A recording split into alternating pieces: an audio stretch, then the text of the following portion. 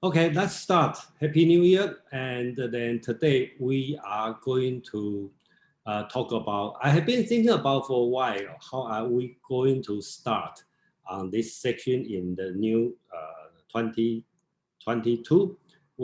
I've been running kind of the jumping around different subjects, and then I try to be a little bit more organized. I know some people will expect a bit more, a systematic introduction.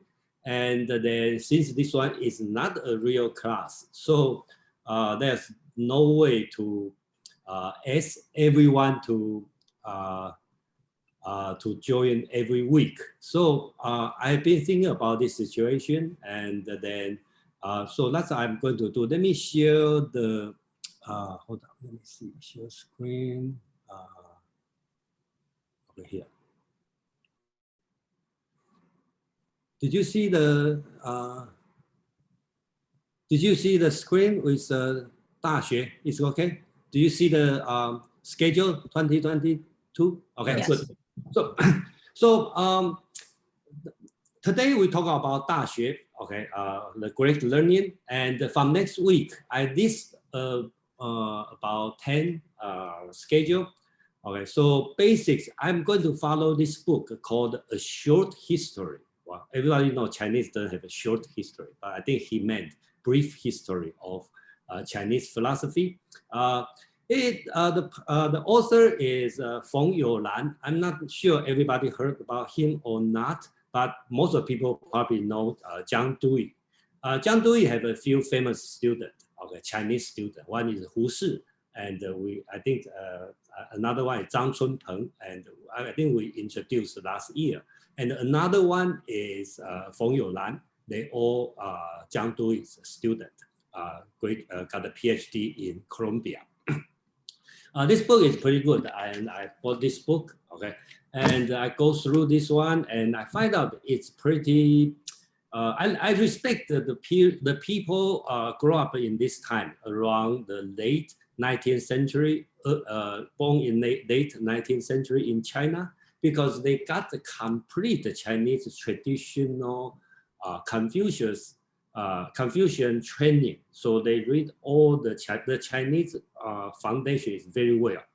You should know during that time, probably even today, the early education is so important in the Chinese intellectual family. So they all probably in the year of 3 already know 1,000 words, and then they probably can write. They probably at the age of 5, they probably memorize most of the ancient texts. So, and these people are very good because after their training, they travel at their teenage, like 10, about 15, 16 years old, they travel to America, and then they change their life. They study and they get a PhD degree in America. So this kind of person's idea is very, I think it's that close both sides very well. So I like to introduce this author, and then I will go through some key chapter. I know some of you are in my Western philosophy in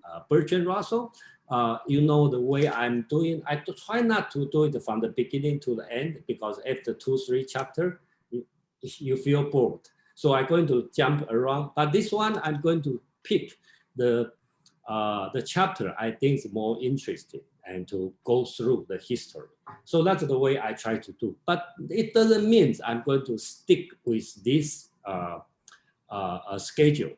I will go with this sequence, but between the time, I probably will interject with, for example, Pin will have his own section, probably once a month, and I will still invite other people to come to talk about Buddhism, Indian philosophy, and since we are doing Asian philosophy, I was more interested to introduce people in Korean, Southeast Asian, and Japan, all different culture I would like to put together. But the main, I should not say where, I will put this one called the sequence. So you kind of like go through this book. So hopefully in the end of this year, we probably will finish this one, and with other Asian philosophy. that's the way I'm going to do for the schedule and going forward for the year. So that's it. Anybody have anything comment? It's short comment, then we can start.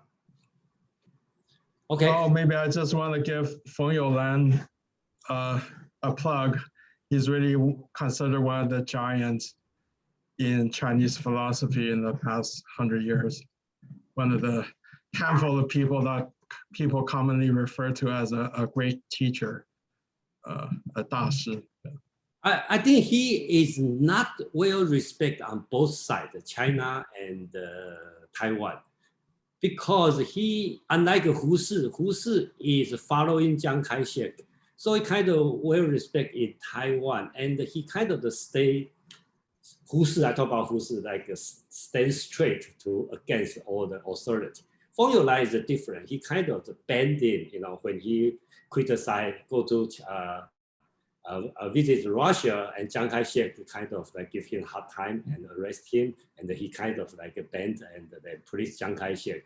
And when Chiang Kai-shek escaped to Taiwan, he stayed in China and also has a hard time, and he tried to bend it, become a writer for the Communist Party. So this kind of person probably politically not being respected very well, but going to his philosophy, his writing, actually he is very good. That's my personal opinion. That's why I didn't hear about him before, and I just heard about him about in these probably last 2-3 years, and then I find out he's great. So.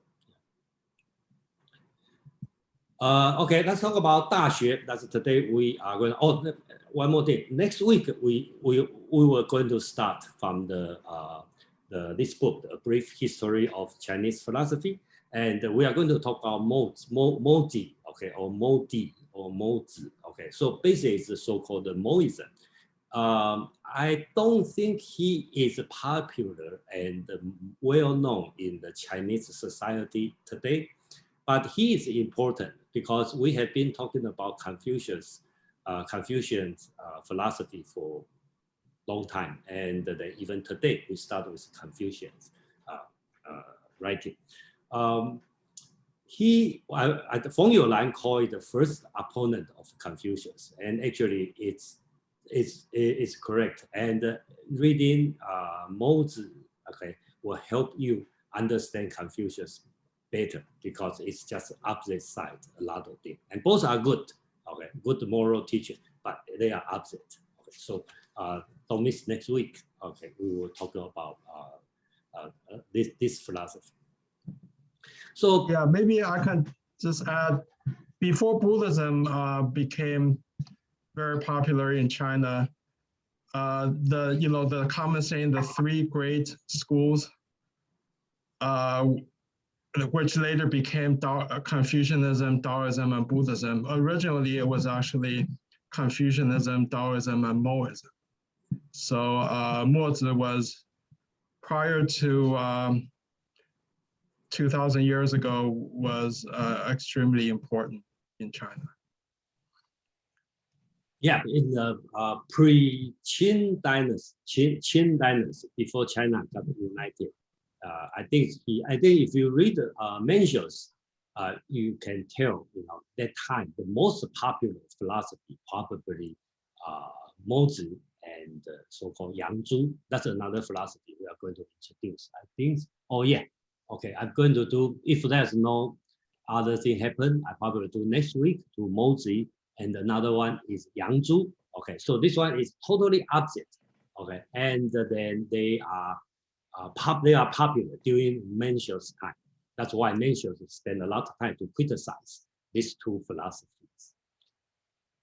So I should not assume everybody know well on the Chinese history, and so I decided to post this one for the people who are not familiar with Chinese culture, Chinese philosophy, Chinese history, get the idea, okay, of some. So if you have a question, don't be shy. If you are the first time here and you have no clue and how are we going to do and who is who, and you can raise your hand, ask your question. That's the time to ask any question. So I just want to make sure everybody understand the background Okay. So the book we are going to study today is so-called Great Learning.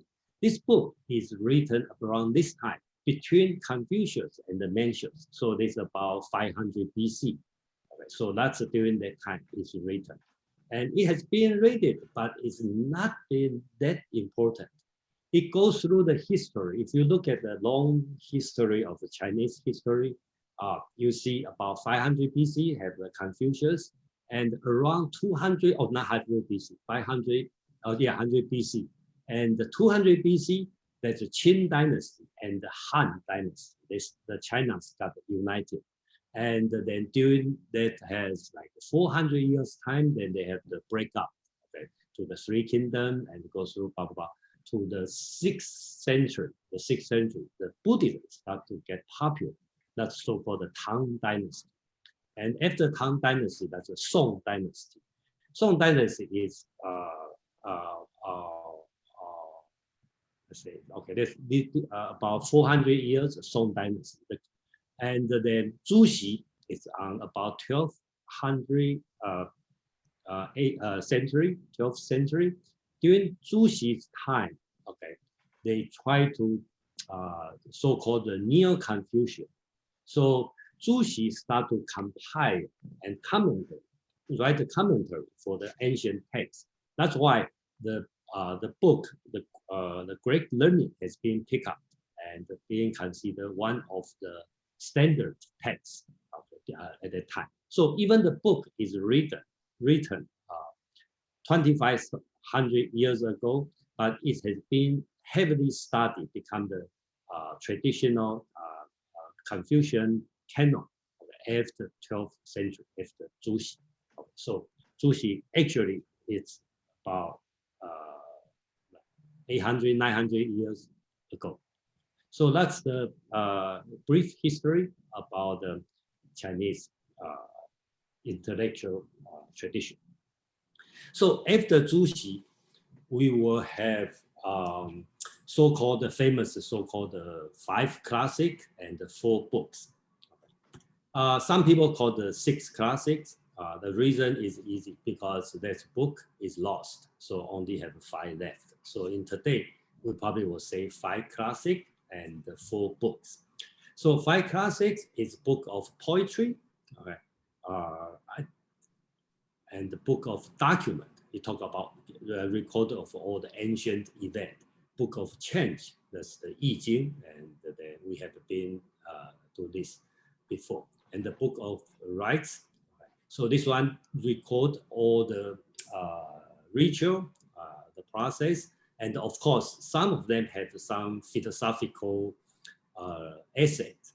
So one of them famous is so-called the Great Unity. I think last year, Pin has do the presentation that's so-called the Chinese utopian writing. That's also 1 chapter, actually only 1 paragraph of a chapter in this book, the Book of Rights.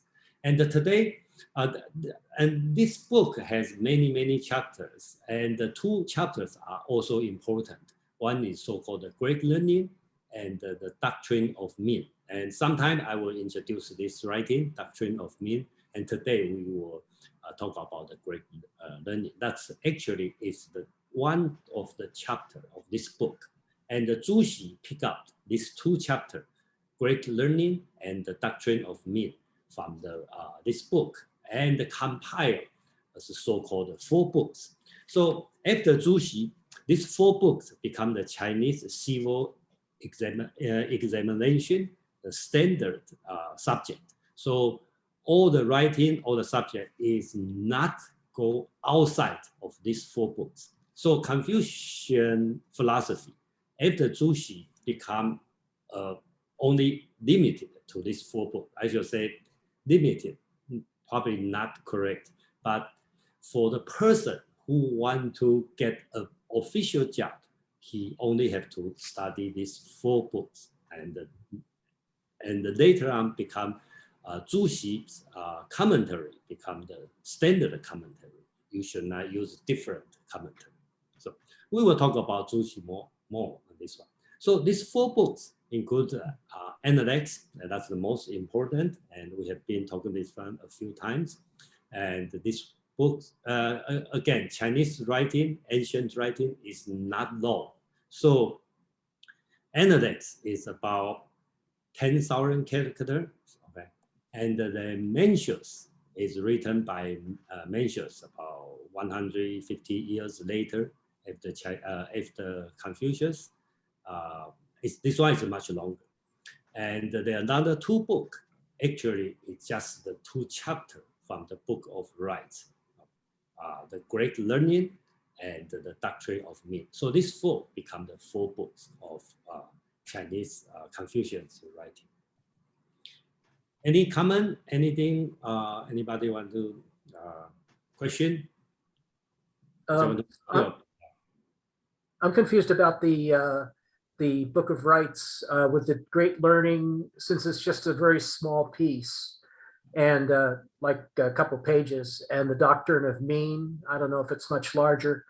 Do we mean that these are, there's another version of these that are a whole book long, or? The Doctrine of Mean a little bit longer than the Great Learning, okay, but it's not that long. So, but the whole Book of Rights is, I don't know how many chapters. I think it's about 50 chapters. It's a lot, but think of it as a compilation, like an anthology, the Book of Rights. So each chapter, you know, is some of the chapters, basically each one is kind of independent of others. It really was after the first emperor burned all the books, the scholars reconstructed a lot of the ancient texts from memory. And this is one that this would think of it as a reconstruction project. And they also edited out a lot of stuff that were maybe redundant and wound up with the Book of Rights of, as Jason said, tens of chapters. But I was just wondering, what the second list though says that they're not just chapters, they're books. They're two of 4 books. Yeah, basically, yeah, go ahead, Jason. Yeah, basically, basically it's a chapter of the book, but at the Zhuxi's time, which is about 12th century, he picked up these 2 chapters and called it a book. Okay, so that's the way. That's how it happened, and that's why it confused people. To make a perhaps a poor analogy, but maybe it kind of explains it. You know how in the Bible, there's the book of Matthew, book of this, book of that. They're really kind of chapters, and then people take out 4 of the books in the Bibles and call it the gospel. Well, it's kind of like that here. So don't get too stuck on whether it's called a book or a chapter. Yeah, that's right. Yeah, and they call it a book is very not proper actually, put this way, because it's only I just checked the Great Learning is only about 1,000 characters. And I print out only that take me 2 pages. Okay, so that's what we call it a book. So I think that's and the Doctrine of Mean probably only 3 or 4 pages like this. So it's really actually make more sense. It's called essay. You know, I would like to through this today's session, I probably will call it an essay because it's really an essay, and I personally like it. Not necessarily like its teaching. I like the way it structures. It's the layout of the whole text, and I think that's logically sound. I like it, so that's the reason. One of the reasons I like to talk about this book. Madeline, please. Yes, I thought I would just add to the answers to the question. Okay. I believe these were written early enough that either they might not have been written on paper. In other words, they may have been on the vertical bamboo strips that would have been grouped together and called a book. Or they may have been written on paper, but referred to as a book because it was, yeah, like I liked Pin's analogy, like the books of the Bible. Things that were probably written separately at separate times, but each one was sort of bound together as a book. Yeah, thank you, Madeline. Okay, so just like to continue what Pin talked about. If there's a lot of writing, I don't know what's the form. We cannot assume it's on the paper because at that time there's no paper. It's write on the bamboo or sometimes write on the, I don't know, Silk. basically it's not on the silk. Okay, so there's any different kind of way to write it. But there's a lot of text generated during this time. And remember, in the Qin dynasty, okay, they united the Qin, the emperor, Qin Shi Huang. He believed, okay, this book is useless. So he burned all the book. Okay, so that's why most of the book are lost during this time. So when the Han dynasty, okay, they try to reconstruct the Confucius teaching. So they find the old people who memorize, okay, the ancient text. So ask them to recite and start to write it down. But that's so-called the writing, they called the modern writing at that time. Okay, but they also, but after this has been written, then they find out in the Confucius hometown in the war, they find out a lot of text coming out. This one is so-called the ancient version. So this one and the scholar recited is a little bit different. Okay, probably a lot of different. So during that time, start have the debate. Okay, which one is correct, right? So that's I should not go too academic, but that's a brief history about this kind of ancient text because it was written long time ago. People read it and they got burned out, got burned by the emperor. They try to reconstruct. They find the old people, and some old people, when they memorize, they were like 3 years old, 5 years old. And when they try to recite, it's already 80, 70 years old. You can imagine, if when you are at 70, you try to recite what you learned in 3 years old, 5 years old, and they write it down. And after that, they find out the book, okay, and then bring out. That's why I have a different version on that and a little bit confused and some of are lost. So that's the history, and then we should not go too much detail on which one is correct, because Chinese scholar has been argued for this for a long time. So we are going to the main text now. Okay, so let's talk about this book. Okay, just a brief. Okay, that's what I like to summarize. Okay, and everybody, if you read the paper and read the secondary source, welcome to add what you think about this book. Okay, so the scale, I'm going to just talk about this book, and then the next section, yeah, then we are going to talk about the teaching. So right now we are going to talk about this book. So first is a part of book of rights on the chapter 大学, okay, great learning. Okay, it was written around 500 BC by Zhi. Okay, Zhi is Confucius' grandson. Confucius has only one son who is so-called Di, and then Di has, I think, has only one son. He was born the year before 1 year before Confucius died. Okay, and he is Mencius' teacher. Okay, and then I think in the commentary, some part of this essay probably written by so-called Zheng Shen, who is the youngest disciple of Confucius, and then people may think he's probably the stupid student in the Confucius. So just personal. So this one has been served as a beginner's handbook. Okay, so the young kids have to memorize this one. That's for the beginner's handbook. Step number 1 to become a Confucian. So you only have 1100 characters. It's about 1/10 of analytes. Very short. Okay. It includes the main text. The main text only has 200 characters, and the commentary about 10 chapters. So its main text is very short. I don't think it's even 200 characters. Okay, so very short, the main text, and then they break down to 10 chapters.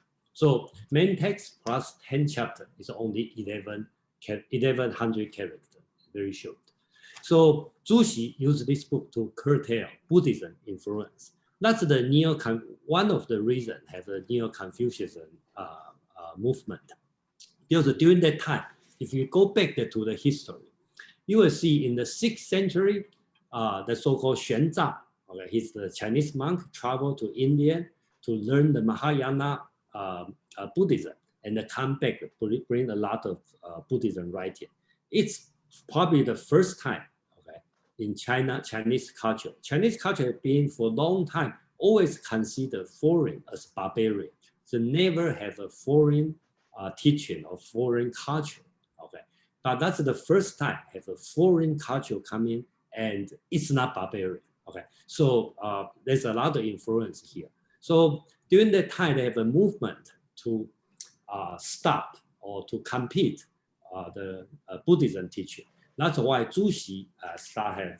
Zhu Xi is not the first one, but he's the most famous one to have neo-Confucianism. And the way he is doing is put the metaphysics in Confucius' ancient teaching. If you compare in the Western history, almost exactly the same time, about the 11th, 12th century, Thomas Aquinas, right? He rediscovered the Aristotle's philosophy and put together with Bible. Okay, so become Thomas Aquinas writing. So Thomas Aquinas and Zhu Xi are very, very similar, except that Thomas Aquinas write, I don't know, 1,000, 2,000 pages of writing on his Summa Theologia, okay, so theologian writing, and then Zhu Xi doesn't write that much, but their ideas are almost the same. They take ancient text, which is Confucius writing, and or Bible, and add with the metaphysic, okay, thinking, which in Zhu Xi is Yin Yang, the book of change, I Ching, and Dao De Jing, this kind of thing put together. And Thomas Aquinas, what Thomas Aquinas doing is put Aristotle's logic, okay, together with Bible, and come with a new interpretation of the ancient text. And their movement is a metaphysical movement, okay, but their impact to society are almost the same, because most people would think about this kind of movement, the metaphysics will make the progress of the society. But turn out that the result is going to become ultra-conservative. It happened in China, okay, become ultra-conservative. And same situation happened in Europe, because after Thomas Aquinas, the Catholic Church, the movement become ultra-conservative. So I think these two comparisons is very interesting if you look at on the both sides, and that almost happened at the same time. So that's a thing I'd like to talk about. And then one of the purposes is to bring the reality, the Confucian idea of people's life. Okay, so basics is not just like a book to have you reading to pass the test, okay, doing the scholarly writing, but actually the people do it. Actually happen is the people just studied. I'm not sure how many people really practice it. So, but it's basic, the purpose is for you to practice.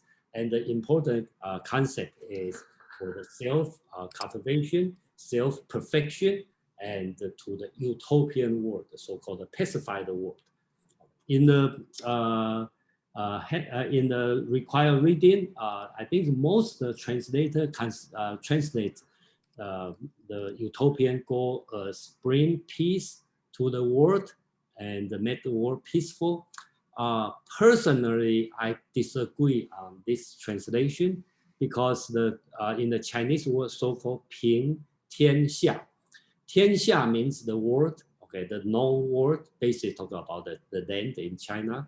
And the 平 is a verb.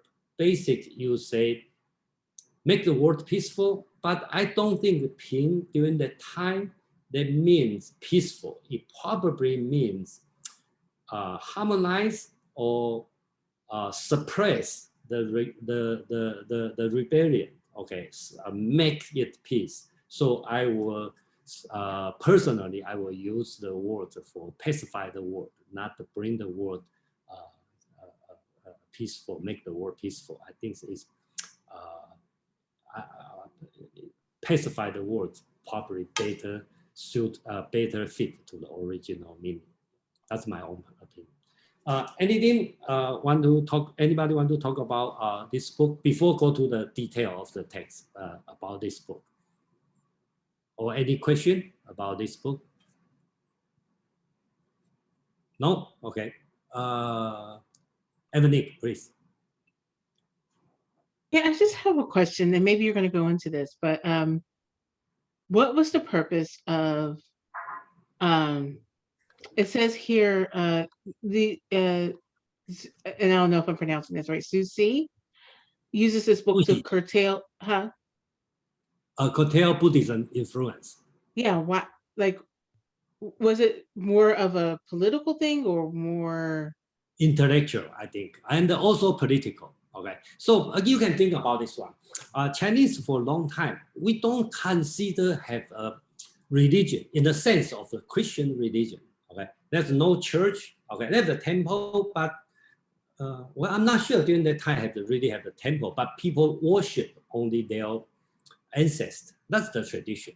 So Buddhism monk start to come. They kind of have a level, a group of people. That's the first time. In Christian tradition for a long time, we have a priest, okay, over there. So we know they are not work hard in the field. They don't do anything, real work, okay, but they live a different life.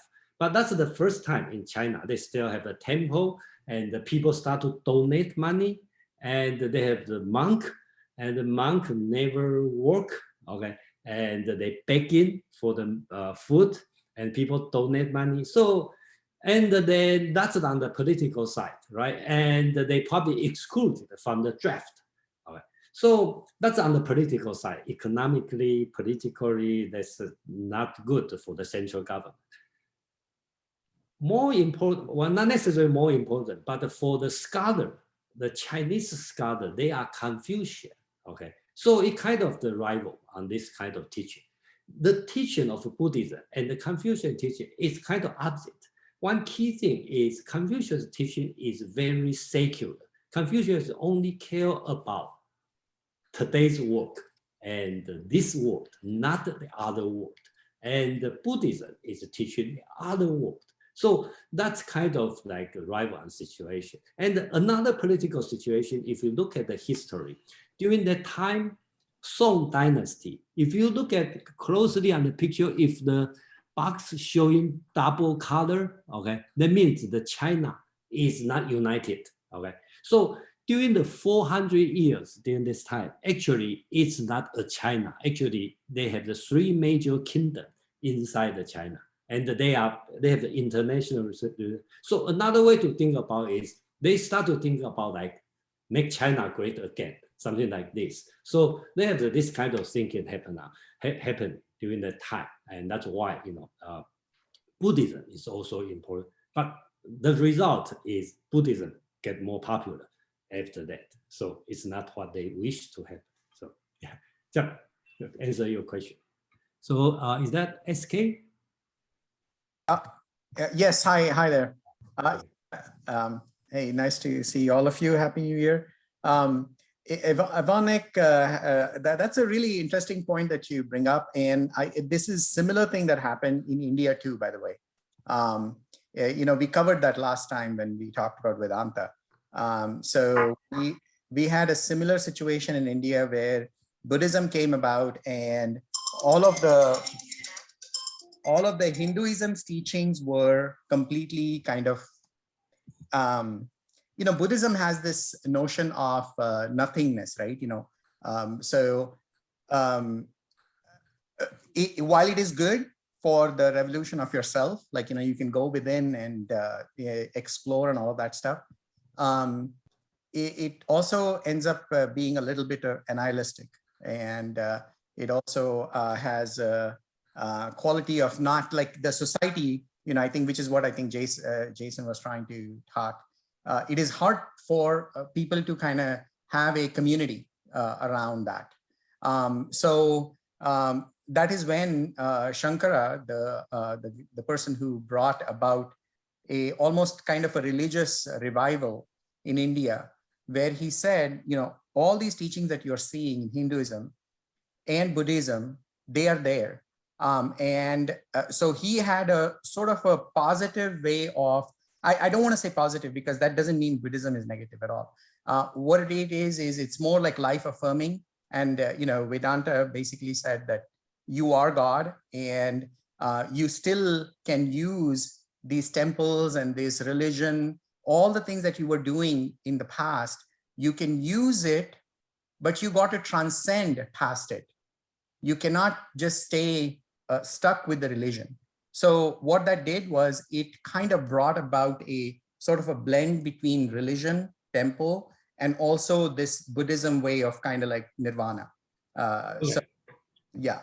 Yeah, thank you.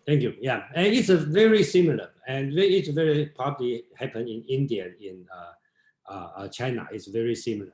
And that, okay, so that anything brief comment on this one or question? Yeah, I think they will focus more on question. I know some people are not that familiar with the Chinese philosophy, and please ask any question before we move on to the main text.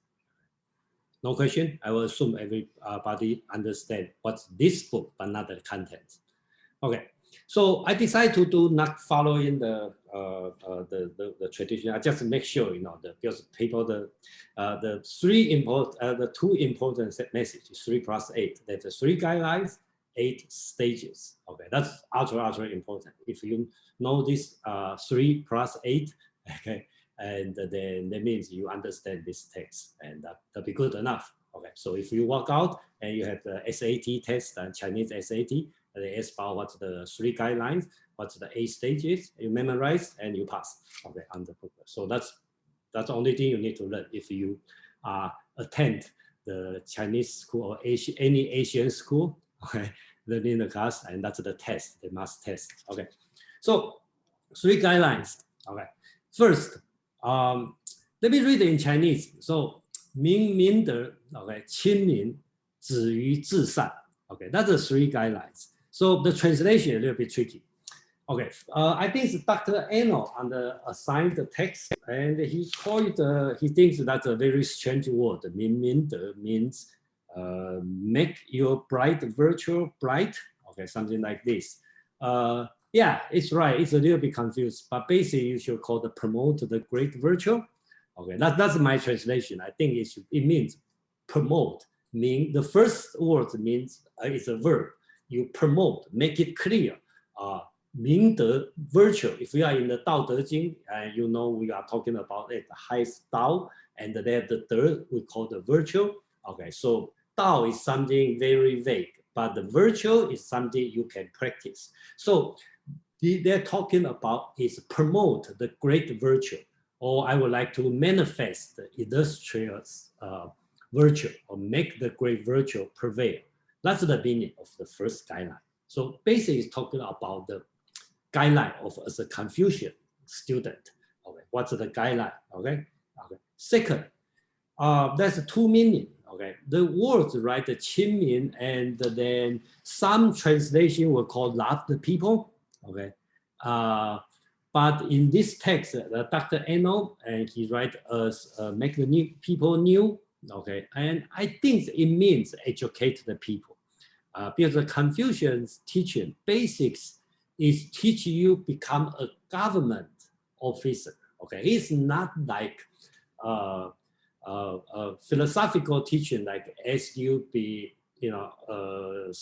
just learning. Basic learning have a purpose. So basics, one day you will become the government officer, and then you need to educate the people, make people new. Okay, but the writing is, the text writing is 亲民. 亲 means close. Okay, so it also means close to people. But I would personally, I agree. I disagree to translate as love people, because on the commentary, the chapter 3, the text is talking about make people new. So I believe this writing is meaning is educated people, that means love the people. And the last one, so-called the rest in the highest good. So this word rest is very, I think we will spend time to explain this concept. Okay, so that means you have to reach the highest good, but it's kind of the concept so-called rest. You stop, you work on here. So that means you have a clear goal. Okay, stop on the perfection. Okay, but not go too far. Well, if you're perfection, you cannot go too far. But basics, it's the concept is you have to stop somewhere. Okay, we will have a more talk on this one in this section because this word 止, we call it a rest, stop. Okay, it's very difficult word. Okay, so we will talk about it later. Pim, you want something to talk about? Yeah, just to add a little bit on the second one, Qinmin. Yeah, I definitely agree with you. I disagree with the love the people translation. But I think another meaning of this is also the self-improvement. Because right later in DaXue, it quotes the engravings of Tang as 苟日新, 日日新, 又日新. So, in the past days, I'm new. Every day I'm new, and in the future days I'm new again. So I think part of this 新民, which means new people, is part of it is also yourself. That one should always improve herself continually. Yeah, thank you. Yeah, I think that's another way to think about it. But the reason I'm not thinking about improve because you use the word mean. I don't see in that time they would consider themselves as people. Yeah. So that's about. But that's interesting. That's another way to read it. Yeah, thank you. Lisa, please. Hi. So I studied this text in college, and I really, really love it. And I'd like to just bring a little more depth and nuance to Ming Ming Du, because that's one of my favorite phrases. Which one? Sorry, I missed the word. Ming Ming Du. Oh, Ming Ming De. Yeah, please. Yeah. Yeah. So the character Ming is the sun and the moon. So it involves both types of light, both the active type of light and the reflected type of light. So doing and reflecting. And then Du is according to Ezra Pound anyway. Du is a man in action on the left, in the left radical, and then 10 eyes over Shun, the heart mind. And so to me, it's a much deeper understanding of virtue than we have in the West. In the West, virtue is sort of like, doing the right thing according to some rule. But virtue here has more to do with, to again borrow from Ezra Pound, action resulting from looking into the heart mind with perfect vision. So the 10 eyes are like 5 pairs of eyes, and the heart mind is, both the head and the heart, the emotions and the intellect. So it's a very expansive notion of virtue, I think, compared to what we generally think of as virtue in the West. Yeah, thank you, Lisa. Which school you attend? They teach this? I went to Haverford College. I studied with Paul Desjardins. Okay, Great, and thank you for your comment. Yeah, and to be honest, I was in UCLA. This was just a side of the GEU. Okay, actually, I learned from the UCLA professor. It's great. I never think about the way he explained.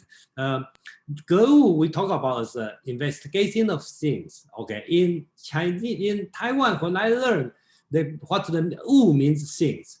Ge means studied carefully, but I kind of confused why these words means investigation, because that means a small box. So the professor in UCLA said, this word is like a small box. So you categorize things. So that means you categorize, and that means investigation. So I think, yeah, that's a great way to think about. I never think about this one. So a lot of time, you listen to the foreigner or people from the foreign country. They have a different view on this. That's I really appreciate. So we should Pin and I think Elena. Okay, Pin, please. After Yeah, I Elena. also want to thank Lisa for her excellent points. To extend on that a little bit, I always find it troublesome that which is so common in Chinese philosophy, is often translated as virtue, is really kind of a mistranslation or a different meaning of the. Sometimes I hear Americans define wisdom as wisdom is the application of knowledge. I think that's actually kind of closer to De. De, as we know, is also the Dao De Jing. It's the same De. So in Lao Tzu, it's roughly also that kind of meaning. Dao is this metaphysical concept, and De is the manifestation of Dao in the actual life. So I just want to add a little bit to that. Thank you. Yeah, thank you. Yeah, we should move on, but let's have a quick comment from Alina and Mark. Then I'm going to move on. Okay, Alina, please. Thank you. My question is to Lisa. She mentioned, Lisa, you mentioned eyes over heart, mind. And I like it actually, it's being as a concept, because generally we, in the West, we separate and just very distinctively define heart and mind. And I love that it's being brought together. So what did you say about the eyes over, and what does that mean in the particular school you've been, or say in that particular teaching you were referring, and the philosophy you've been studying? Because everyone would have so many interpretations, but that is very interesting. Yeah, so to me, and this is my interpretation, 10 eyes is 2 pairs. So 2 pairs is binocular vision, and 2 pairs of 5. So you can look at it as the 4 points on the compass, north, south, east, and west, plus the up, down, above and below. So if you look at something from all different angles, I think that's what it means, is you look at something from many different angles, and only after considering it from many different perspectives, as well as considering, what your own heart is saying. After you do that, then you take action. Yeah, that's a Pin is showing the De. Yeah, this is an ancient form of this character, and you see on this side, that's the person in action, and this cross is the number 10 in Chinese, and then this oval represents the eye, and the bottom part is actually a sketch of the heart. Yeah, thank you. Thank you. Okay, Mark, please. Yeah, thanks, Jason. This question is for Pin. I've actually already asked Jason this question, but I want to hear what Pin thinks about it. I read that one of the earlier translators of the Tao Te Ching, and I can't remember his name, but he was pretty prominent, a Westerner, translated day. Can you hear me? Yeah. Was it Giles? He translated a lot of. Yeah, I'm not sure who it was. Maybe when I describe it, you'll remember. I was trying to look him up, but I couldn't remember which name it was. It might have been, but he translated day as power, not as virtue, and he claims, at least in the section that I read on his explanation, that the meaning of day has changed in Chinese vernacular since the Tao Te Ching was written. And I'm wondering, I don't think Jason agrees with that because I asked him this question before. I'm wondering what you think about that thing and how there could be a meaning difference possibly at the time that this was written versus like the way the day is understood today. Yeah, that's it. Thank you. I tend to agree with you. Yeah, I think the translation virtue comes from the modern vernacular meaning. When we say de in everyday Chinese, we mean virtue, or how people behave and whether or not it's moral. But if you read Lao Tzu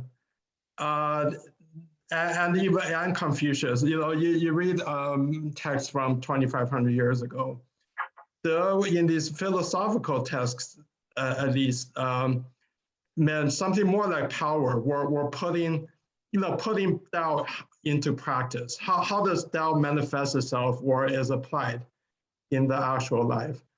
So yeah, I agree. Whether this meaning of virtue also existed 2,500 years ago, I cannot be sure. But it is true that it seems like it has evolved. And today, yeah, in everyday Chinese, when we say de, we mean it in the more moralistic sense. Okay, so let's put the de on hold now. Okay. Because we can take many hours on that. And then just for tomorrow's 52 living ideas, we are going to the Tao Te Ching from 1 to 9. We have enough chance to talk about the. So join that one if you want to talk about the. Okay, so it's a big work to talk. And I will put Madeline and Kevin on hold. Let me finish this page, then I'm going to start. So basically, that's 8 stages. Okay, because I want to make sure you guys, if you go to the SAT, Chinese SAT, you can pass at least on this chapter. So there's 3 guidelines and 8 steps, 8 step-by-step practice. So investigating things, extending knowledge. So you study things, then you extend your knowledge. Number 3, making your intention sincere. Okay. That's my translation, and then. Of course, you have many ways to talk about this. And the number 4, rectifying one's own heart. Remember, here is a heart. Chinese heart is kind of mind heart. You talk about your cognitive mind and your affection feeling. Okay, that's so-called heart. So the proper translation should be mind heart. Okay, so rectifying one's heart. Refining oneself, okay. And the next step will be harmonizing one's family, governing the state, pacify the world. So that's the 8 step from the seeing, knowledge, your intention, your heart, your body, your family, your state, and the world. So that's the kind of 8 step by step. So basically, that's the key teaching of this one. 3 guidelines, 8 stages. So question, comment, okay. Let's see, okay. Who's first? Let's have Madeline. Hold on. Let's go this order. Madeline, Kevin, SK, James. Madeline, please.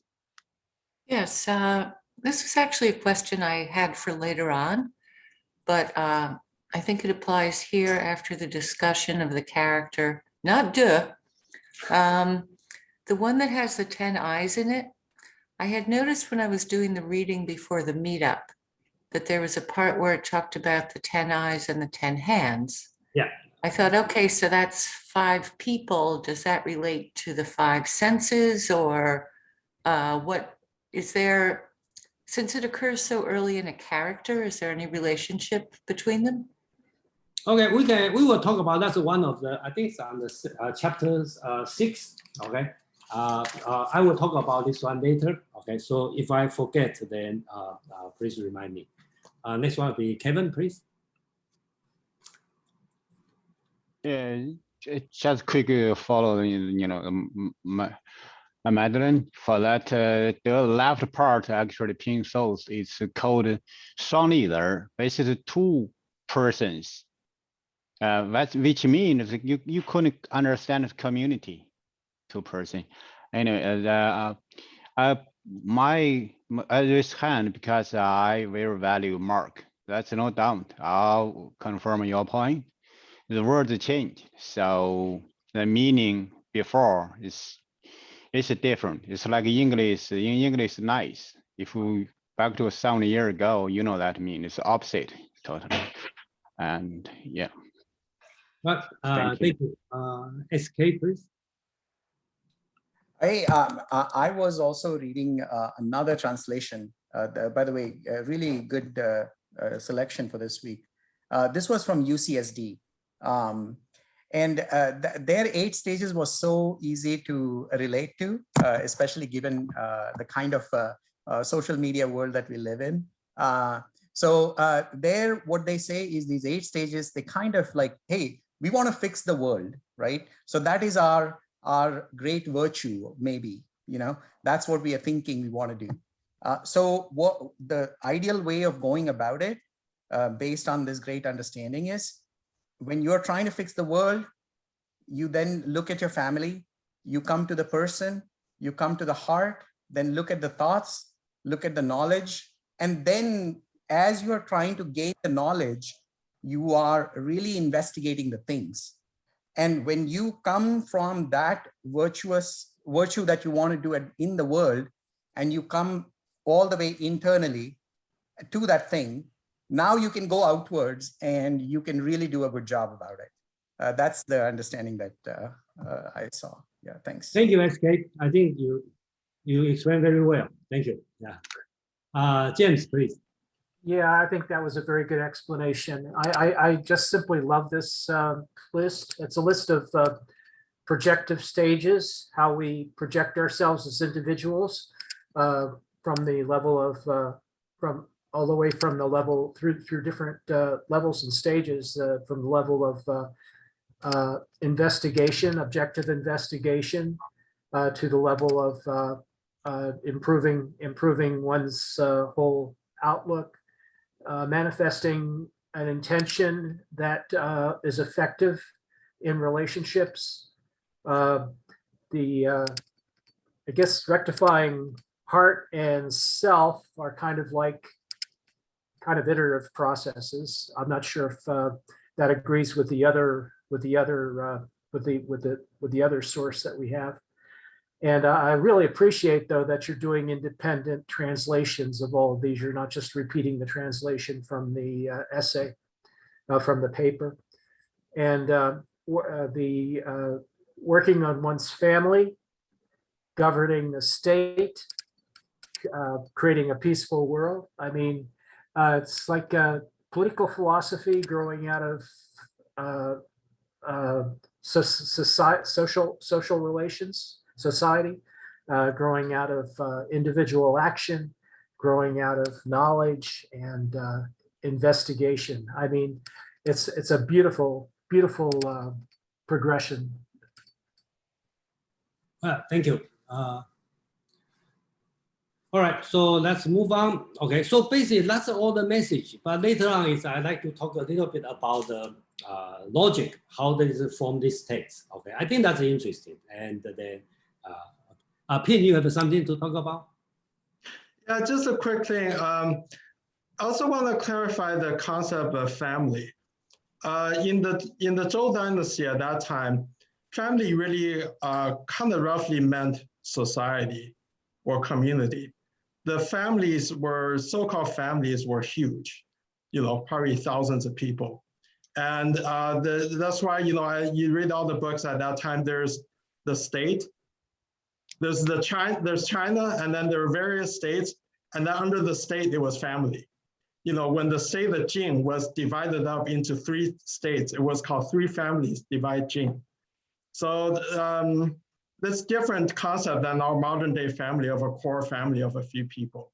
So family really was, that's why it goes from individual to family to the nation or state, and then the whole world. That's families were big.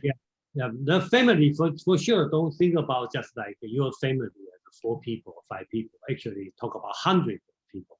And if you read the Hong Lo Meng, the Red Chamber, okay, this kind, the Red Chamber dream, that kind of family they are talking about. Okay, and the state, because this one is written during the warring state, so the state basically at that time means not the entire China. That means they have many states in the China. And 天下, I translate it as the world, but the literally means under the heaven. So that means the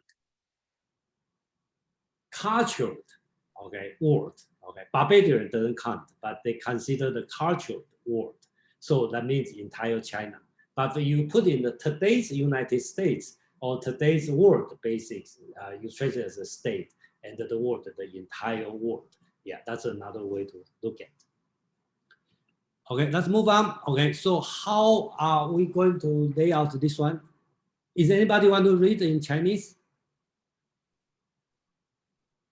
Pete, you can memorize, right? I should. Okay, I can read. You want to recite for everybody? Let me turn off the screen. You recite. Yeah, that's a test, huh? Yeah, it's a test because he memorized just like. You're like my dad. Yeah, when I was a kid, he told me I had to memorize. Yeah, I'm going to turn off and see how Pete can memorize. Okay, go ahead. 大学之道，在明明德，在亲民，在止于至善。 Oh, you don't have to do that. You start from I start from the beginning. Well, anyway, sorry. Yeah, I'll read here. 欲明明德于天下者，先治其国。Actually, 先持其国。欲持其国者，先齐其家。欲齐其家者，先修其身。欲修其身者，先正其心。欲正其心者，先存其意。欲存其意者，先治其知。治之在格物。 物格而后知至，知至而后意诚，意诚而后心正，心正而后身修，身修而后家齐，家齐而后国持，国持而后天下平。 You see, I line up the red text. Basically, it's just like a so-called chain syllogism. Okay, so it's just like step by step from small to big, and then you reverse. From the big to small, just like I think forget who explained this. Okay, just from the big to the very small, and then you go back from the small to the big. So that's the 8th step they are doing. So anybody want to read the English version? I can do it. Okay, please, James. Wishing to manifestate the illustrious virtue throughout the world, they first governed well the state. Wishing to govern well the state, they first harmonized their families. Wishing to harmonize their families, they first refined themselves. Wishing to refining themselves, they first rectified their hearts. Wishing to rectify their hearts, they first made their intention sincere. Wishing to make their intention sincere, they first extended their knowledge. Wishing to extend their knowledge, they first investigated things. Things being investigated, only then did their knowledge become extended. Knowledge being extended, only then did their intention become sincere. Intention being sincere, only then did their hearts become rectified. Hearts being rectified, only then did themselves become refined. Themselves having been refined, only then did their families become harmonized. Families having been harmonized, only then did the state become orderly governed. The state having been orderly governed, only then did the world become pacified. Thank you, James. So basically, that's the text is written this way.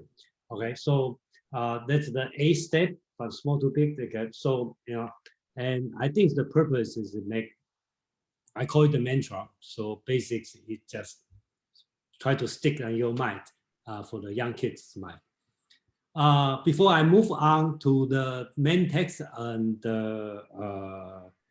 each chapter, any comment, any question on that? Yeah, Okay. can I ask, I mean, I was very curious about on the previous page as well, the last line, and in this text as well, this concept of pacify. Because I see that in this one, it starts out that wishing to manifest illustrious virtue throughout the world, and then but the last line is the state being orderly governed, only then is the world be pacified. Yeah, I agree with Jason's earlier comment that this translation of pacified is not very good. It's more like harmonized. Right. This character Ping actually is my name also. It means level. So basically, the whole world is level. So you can roughly harmonize. Okay, but is this the same pacify? I mean, there are two things. One is this is the same pacify was mentioned in the previous page. I mean, 2 pages ago when we listed that the 3 and the 8, that the last line of the 8 was also pacify. Yeah, it's the same. So it's pacify. And then I'm just curious how this pacify relates to this, because I mean, as Jason, you were saying, this is all sort of parallel. You're getting more from the large to the small, I mean, the specificity, and you go from the specificity back out, and it's harmonize families, and you can see at the bottom, families being harmonized, will then become orderly governed, and the state being governed state will first harmonize their families, and then but the top line is the most broad for the stages going down was wishing to manifest illustrious virtue throughout the world. So it's and then the last line is the world again, but pacified. So I'm just curious about the relationship between everything else sort of matches up very well, but in this stanzas, pacified is the broadest at the end, but manifestate the illustrious is the beginning. So how does manifest, I mean, even harmonize, how does manifestate, everything else seem to line up except those words. Yeah, no, excellent point. So, right, and those two should resonate with each other, right? So that's a clue for us to understand this. So in the beginning, I would translate as more like what Jason said, wishing to let the brilliant virtue shine is how I would translate it. And then the last line would be not pacified, the world be harmonized. Okay. So when you let the brilliant virtue shine so that the whole world can see it and understand it, then that's when the whole world is also is harmonized. That's my personal. Thank you, Pin. I think that's a good way to talk, because the pacify probably sounds too harsh, Yeah, and later on, right? Even in our own Chinese language, we've taken it out of context and use it that way. Like 平天下 means I took over the world, But yeah, but I really don't think. Yeah. I don't think 平 in that time means peaceful during that time. I think 平 means it's a verb. It means like make it flat. Okay. Make it flat, level. Yeah. Yeah, and the peaceful is the modern meaning. So that's okay. James, please. Yeah, I wanted to say that this word that was translated as brilliant and here illustrious and manifest.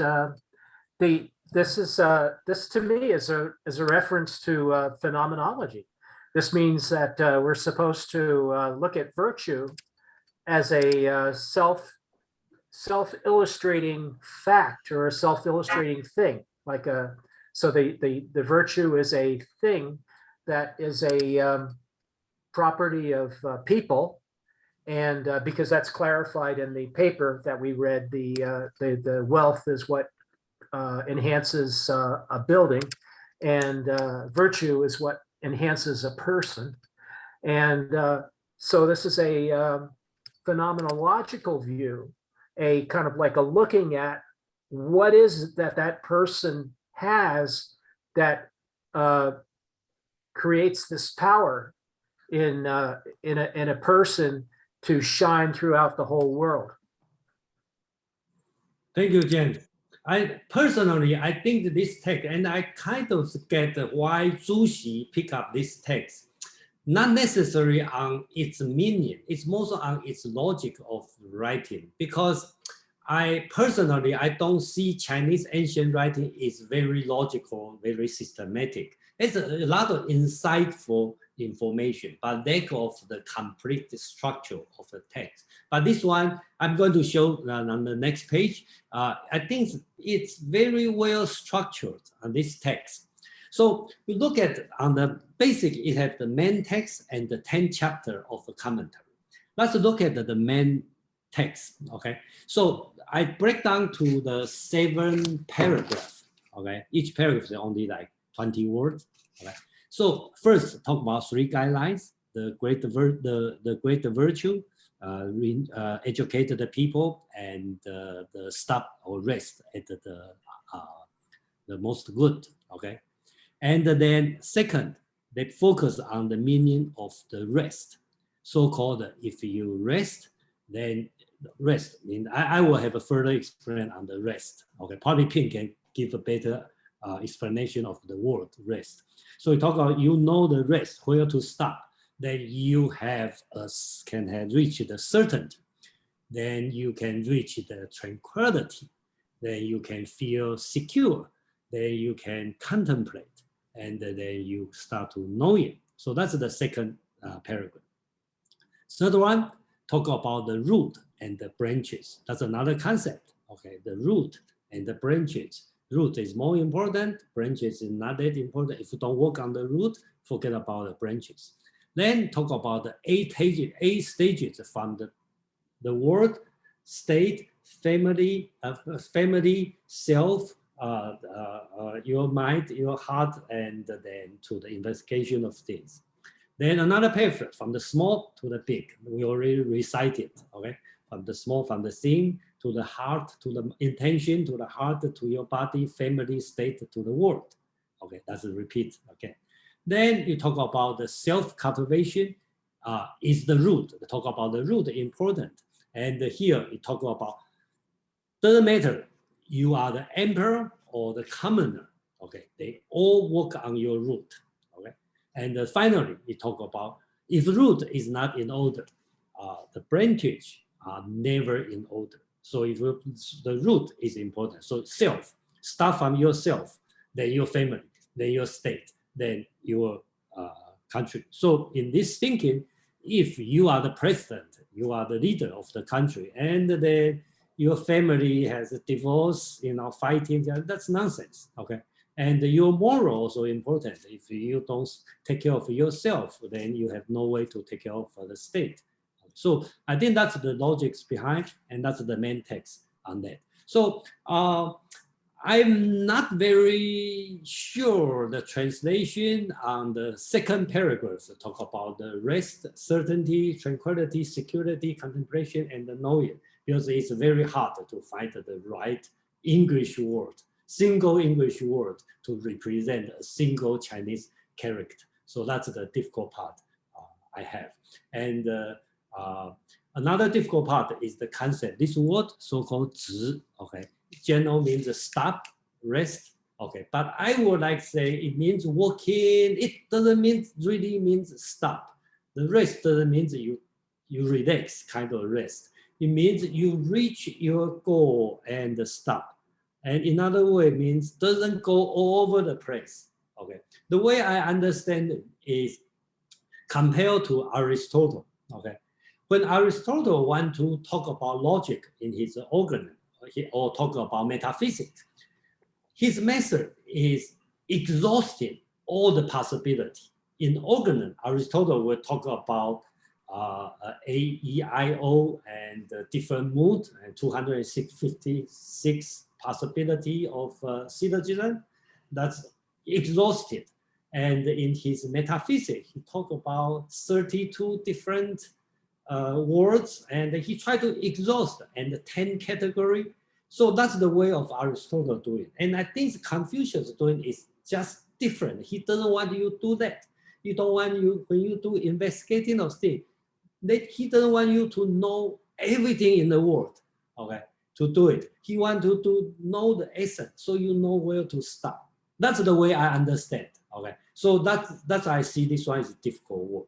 And another concept here important is the root and the branches. And I think that probably not that difficult to understand, because if you have the tree, if the root is rotten, then for sure the branches is going to have a problem. So I think that's the easy part. But the root and the branches and the rest, that's the key concept here. Other than the 8 stages, 3 guidelines, these 2 concepts are also important in this text. So we have a few hands on, then let's have Pin, please. Yeah, I just want to comment, right now in the US, mindfulness is a huge booming industry. There's a lot of mindfulness teaching companies that have huge corporate clients. And in that context, I've also been sent to learn mindfulness provided by my employers. And certainly when I attend these classes, I would say it was a lot of things are very immediate to me because I really see a lot of it. I don't know if they were directly learned from Chinese philosophy, but I certainly see, I directly see the connection. And this is, I might be helpful to point out that this is kind of a mindfulness concept here that the Confucianists were thinking. And the neo-Confucianists like DaXue, actually all of them, were practitioners of meditation and mindfulness. Yeah, thank you. Yeah, and I think DaXue even tried to stop the Buddhism, but he probably get the meditation, this kind of ideas from the Buddhism, So that's and Taoism, yeah. Yeah, but thank you to mention this. I think that's kind of related to mindfulness, in this text. Yeah, but I don't know how. But I think I get your point. It's a good way to think about it. Yeah. With Madeline and Brian. Madeline, please. Yeah, I thought I would just put in my 2 cents worth on the roots and branches thing. Okay. I know in ancient Chinese astronomy was quite complex, and the calendrical system was very complex. And there was what was called the heavenly stem, which I'm assuming is about the same thing as the root used here, and the earthly branches. So you have to think of this as a sort of inverted tree that starts in heaven and the branches are in earth.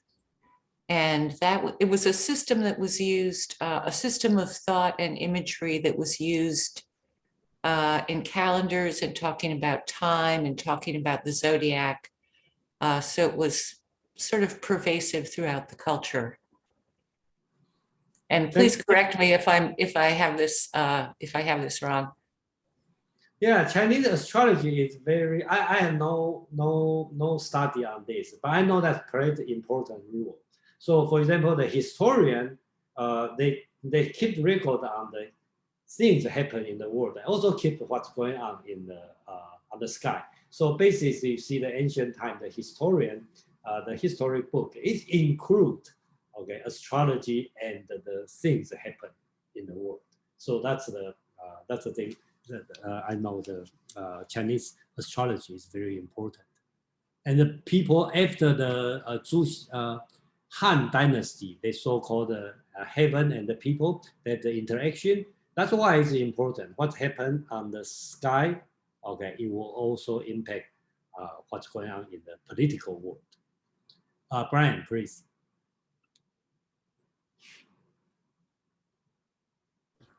So this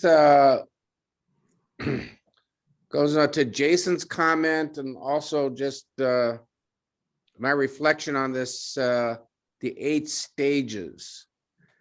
Yeah, I don't think this is exhaustive. I don't think it's intended to be exhaustive. It strikes me from looking at this 8 stages that things are valued to the extent that they make the family harmonious. I mean, things I could say, refining oneself is valued to the extent it makes the family harmonious, and making the family harmonious is valued to extent that it helps in governing the states. So, and all of this, so through all of these different steps. And so there is a selection of probably we're interested in the refining that serves a certain purpose.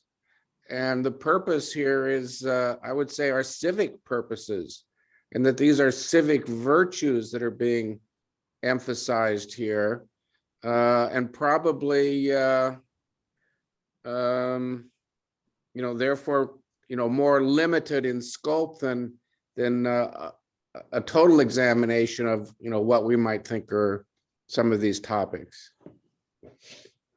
Yeah, thank you. Okay, so let's move on. Okay, so after before I do it, Pin, do you have a better translation for the stop or rest? Or have you think about this? I think rest is the best. Yeah, you the think best that's translation. Okay. Yeah. Okay. Yeah. And do you have any suggestion on this few words? Okay, you want to use your own word for this sentence? 知止而后有定，定而后能静，静而能安，安而后能虑，虑而后能得。You have a better word to explain this few things, this few. Well, I would emphasize the 知止, the 知 part, knowing where to stop. And knowing where you reside. It's also, in a way, it's knowing where you're comfortable, right? Where 知止, knowing where you rest. Rest. And then you're settled. 定 is settled. Knowing where you rest, and then you're settled. Once you're settled, and then your mind, and then you can be calm. Once you're calm, and then you are. And it's like calm, but it has a sense of like security. Okay, security. And then your security calm. Okay. Once your security calm, and then you can think, right? Okay. And then once you can think, and then you can do this to reach an insight. Do means to acquire, but here is acquiring an insight. Okay. So that's why I say it's to me it's what they preach nowadays in mindfulness is first you have to calm yourself, and then you can think, and then you can access your frontal cortex, and then once that's activated, and then you can gain some insight. Thank you, Pin. I think that's a good way to think about it, and I think I will spend time to think about this one. Yeah, your interpretation is this line. Okay, it is a mind of mindfulness. Yeah. So.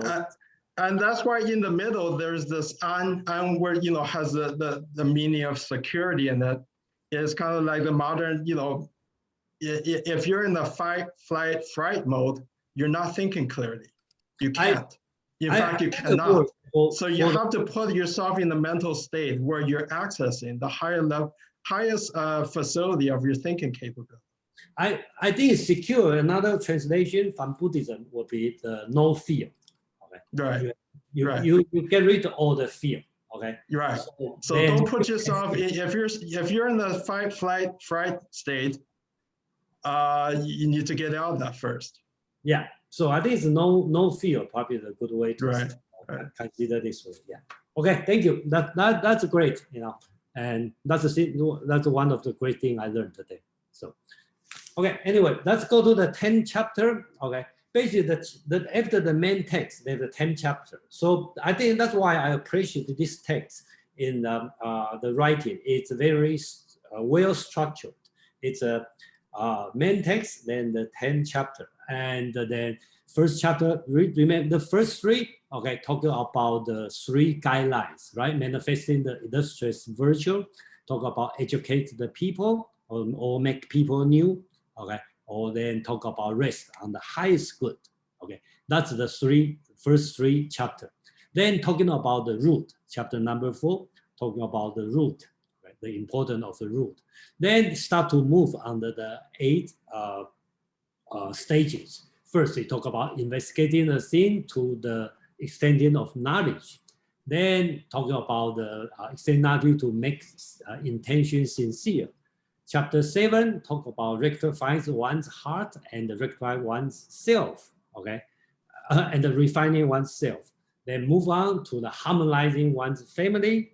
Then chapter 9 talk about governing the state. So the 3 plus 8 and plus the root branches and the rest. This concept all well explained on this one. And the chapter 10 talk about pacify the world, although like Pin suggests, make the world harmonious. Okay, so that's the and the chapter 10 is much longer than the rest. So kind of like the great unity. It's another utopian writing, talking about the ideal world. So that's the chapter 10. So it's conclude. So it's short text, well structured. So that's all this the text. So I have a few things I want to talk about. Is basically I'm not going to the 10 chapters all by one by one. That'll be too boring. So I just pick up 3 chapters to talk about. So there will be, I think one of that is Madeline want to talk about is then chapter 6, like 10 eyes, 10 finger, something like this. Okay, but that's first. That's the reason Pin and I discussed on the guideline, the number 2, okay, so-called the loved people or educated people, make people new. Pin suggests is improve yourself. Okay. So that's the commentary on the second, very short. You can see, I think, 2. Yeah, it's only very short. Okay, basics. What the writer is doing is quote. Even it's an ancient writer, but it's quote the ancient text talk about. Okay, why we're doing this. So basically talk about the basic inscription on the tongue is ancient sage. They talk about truly new each day, new each, truly new each day, new each, and new each and every day. Again, new each day. So I think that's very loyal translation for this word. Okay, so really up to you. How are you going to interpret this one? It's improve yourself or make people new. Personally, I think that's educated people, because here we just talk about concept of new. And then later on, we talk about the Kang. Kang is another ancient sage, okay, said, make a new people. Okay, so I think that's the reason. I think how can you make a new people? Other just educated people. Okay, so through the Zhou and then the ancient country, the maintain is new. So that means even the old, even the system. This one shows Confucius conservatism, right? We talk about even the text, even the idea are old, but the mundane is new. So that means the old thing you use today is still new. That's my interpretation. So Pin probably have his own opinion. Yeah, Pin, please. Yeah, I think it's both, right? Because you look at the text in the book poem, the quote is talking about the state. So like you said, that's about the whole community. But then what follows is the virtuous person. So it's also, then it talks about the individual. So it's, I think it's both about a community where a state has to continually improve itself, but also the individual. Pin, I think that I got the idea. It's correct.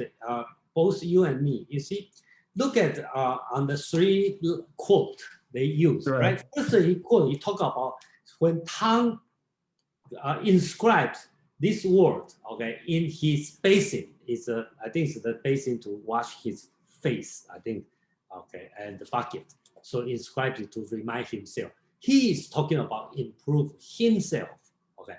And the second quote talk about make people new, make a new. He talk about the as a minister, right? You have to educate people. You have to bring new things to the people. And then the last one, he quote from the book of poetry. He talk about the Zhou dynasty. It's an old dynasty. They have the perfect system, even it's old, but the maintain is new.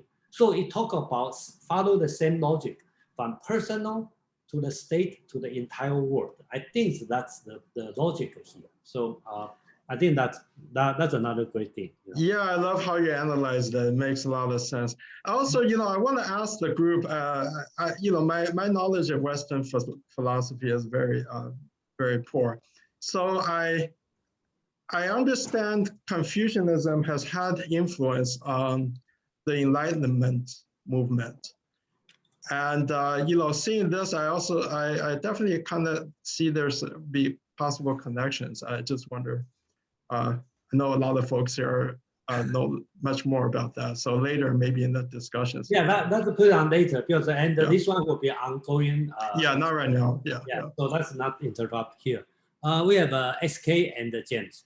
I just to remind everybody the time. I don't usually I change the new time, and then I have another meeting after this one. So I will try not to overtime, and then we have 20 minutes left. So we have a few chapters to talk about. So yeah.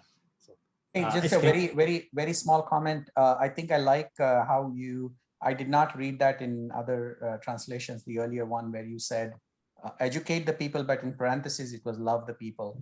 I think that line could be properly written as renovate people with compassion or renovate people with love. I think that's a much better way of approaching than, hey, I want to educate you. That's a bit condescending, I guess. These two words, love and new, okay, in the ancient could be interchangeable, okay, could be the same because the pronunciation is the same. So nice. Okay, so they could be the same word or double meaning. We don't know, James, hey, I wanted to say how much I love the translation to new because this is the way I see a familial relationship that is really excellent, a familiar relationship that's excellent, or any relationship with two people where it's guaranteed to be optimal. So that's a new relationship. In other words, you have every time you get up in the morning and you're going to see that person again at the job or whatever, that person is new to you, and you recreate the relationship every time you see that person. That's a lot of what a good parent-child relationship is like. That's an excellent educational relationship. When the child encounters the parent every day and has a new educational relationship with the parent. So I think, and that's any good relationship can be structured like that. So I think that's what I get as the meaning here, and I think it's a very valuable way to look at it. Thank you, James. I think that's a great idea, and then yeah, you are right. That's probably another way to think about it. Because so, for example, I run this meetup every week, but every day I should have a fresh start. Fresh start. Yeah. It's always a new day. Yeah. I think that's great, especially for a parent. You should not carry what the kids doing yesterday. You should treat them as new every day. That's the means, make people new, right? Not really like making new. Re-education probably means yourself have to new idea of the person. Thank you. That's great. Chapter 3. Okay, I think this one is very important, and then I just like to share my idea. Okay. And see how it's. Of course, I say share my idea. I still base on the original text. So I think this chapter explains what's the meaning of the rest. In Chinese word, 止, in today's meaning means stop. But if you, let's see how a few examples in this text, they try to explain the concept of rest. First, talk about the boundary of a large nation is stop. The boundary is stop on the where people dwell. Okay, so that means the stop. Okay, that's right. Okay, so that means whenever you have a people, that's the boundary. Okay, boundary. The boundary of the nation stop there. Okay, that's the rest, the concept. Second, they quote Confucius say, the birds, I don't know what kind of birds, the birds will rest, okay, on the hill, okay. So birds know where to rest. How about people? That's Confucius word. So kind of like a birds flying and stop somewhere. That's the Confucius talking about. So, and then at the end, the text give an example. The rest means perfect oneself. Make yourself become being an emperor. Okay, so you talk about different position. Okay, the meaning of stop or rest are different. If an emperor, okay, you should stop or rest at 人 the beneficent, or you want to call it the humanity. Okay, so as an emperor, you should stop at 人. That's all. Okay, as a minister, you stop on the so-called 敬, respectful. Okay, so as a son, you should start at the filial pious, which is 孝. Okay, as a father, you should start at 慈, as a kind. Okay, dealing with people. Okay, when you deal with your friend, your people, your peer, you should deal with 信, okay, trustworthy. So it gives the example of the meaning of rest. Okay, so that's the meaning of rest. And I put it in parentheses, 人, 敬, 孝, 慈, 信. That's all important Confucian's virtue on that for different, when you play different role. Okay. So I think this text represent, explain the meaning of 止 or rest here. And I think that's well explained, okay? But it's hard to put in the word, especially in English, okay? Yeah, so any comment, any suggestion, and how do you feel on this? Madeline, please. Yes, it's reminding me of a conversation or discussion in the Tao Te Ching meetup. There was a character that had to do with energy, and it was more about like stored potential energy, like a rock before it rolls downhill. Actually, it might have been in this group, I can't remember. And Yeah, I'm wondering if this concept of being at rest has that connotation of stored potential energy, or if it means more that energy has been expended and now it's kind of at a low point. Okay, the word the Mandarin talk about is so-called 势. Okay, okay, that's kind of water pent up on the potentiality. Personally, I don't see that related, but I could be wrong, but I don't know. But at least I don't. Yeah, I think it's a different context. Here, the rest is, I think the bird is being at home, knowing where you're comfortable, being true to yourself. Pin, I probably don't see that's comfortable. It's possible, like going back to your home. Is that possible? Well, I'm just thinking about the bird, right? The bird knows where to rest, where to nest. That's what, you know. I'm seeing this very much as close to Heidegger's concept of the there. So you know where you dwell. You have a dwelling place, and the bird has its there, and there it's where it dwells, and the human has its there. The emperor has a there where he needs to be beneficent. The minister has a there in which he has to be respectful. The son has a there in which he needs to be filial. The father has a there, needs to be kind, and anyone dwelling with people has a situation in which they need to be trustworthy. So it's a there or a situation, a dwelling place or situation. I mean, I think you're there, Pin. I think that's where you're leading me to, is that this is a position, not a physical position, but a kind of a social position that people occupy, just as the bird perches someplace. Thank you, Jen. Yeah, really well said. Yeah.